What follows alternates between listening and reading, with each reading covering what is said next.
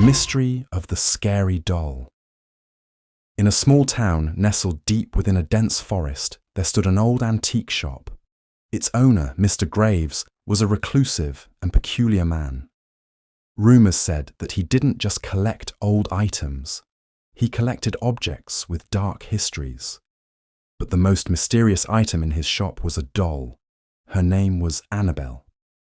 The doll was made of porcelain, with a pale face, glassy eyes, and a thin smile that seemed either sad or sinister.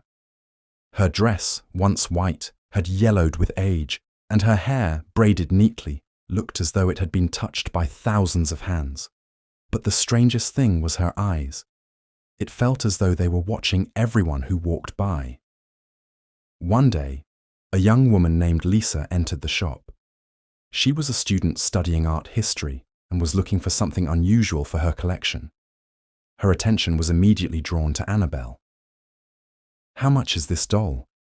Lisa asked, unable to tear her gaze away from the glassy eyes.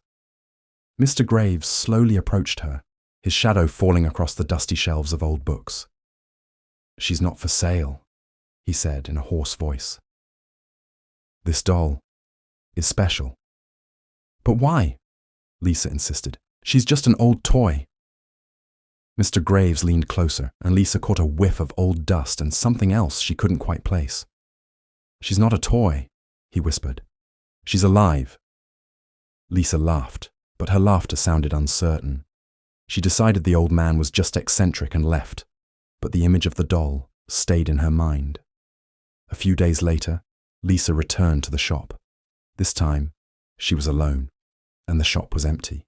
Mr. Graves was nowhere to be seen. She walked over to the shelf where Annabelle stood and reached out her hand. "You're just a doll," she whispered. "Nothing more." The moment her fingers touched the porcelain, the lights in the shop went out. Lisa flinched, but told herself it was just a power outage. She grabbed the doll and quickly left. From that moment on, her life changed. On the very first night, she had a strange dream. She was standing in her room, and Annabelle was sitting in a chair, her glassy eyes glinting in the dark. The doll slowly turned her head and spoke. "You took me. Now I'm with you."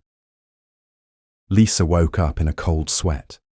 She tried to convince herself it was just a dream, but something in the room had changed. The doll, which she had left on the shelf, was now sitting on her bed. Lisa began to notice strange things happening in her apartment.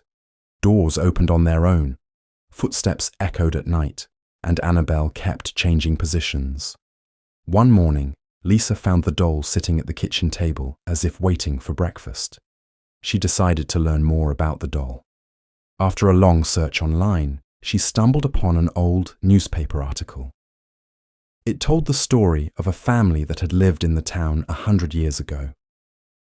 They had a daughter named Annabelle, who had died under mysterious circumstances. Her grief-stricken parents commissioned a doll that was an exact replica of their daughter. But soon after, strange things began happening in the house. It was said that Annabelle's spirit had possessed the doll. Lisa realized she had gotten herself into something terrible. She decided to return the doll to the shop, but Mr. Graves was gone. The shop was closed, and a lock hung on the door. One night, Lisa woke up to a strange sound. She opened her eyes and saw Annabelle standing by her bed. The doll slowly raised her hand and pointed at Lisa. "You took me, now I'm with you," the doll whispered, though her lips didn't move. The voice echoed in Lisa's head. She tried to scream but couldn't. Her body went numb, and she felt something cold and heavy filling her mind. The last thing she saw was her reflection in the mirror.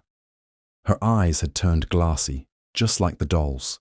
The next morning, the neighbors called the police because of a strange smell coming from Lisa's apartment. When they entered, they found her body. She was sitting in a chair, and the Annabelle doll lay on her lap. Lisa's eyes were wide open, and her face bore a smile, exactly like the doll's. Mr. Graves was never seen again. It was said he had left town, abandoning his shop and all his strange collections.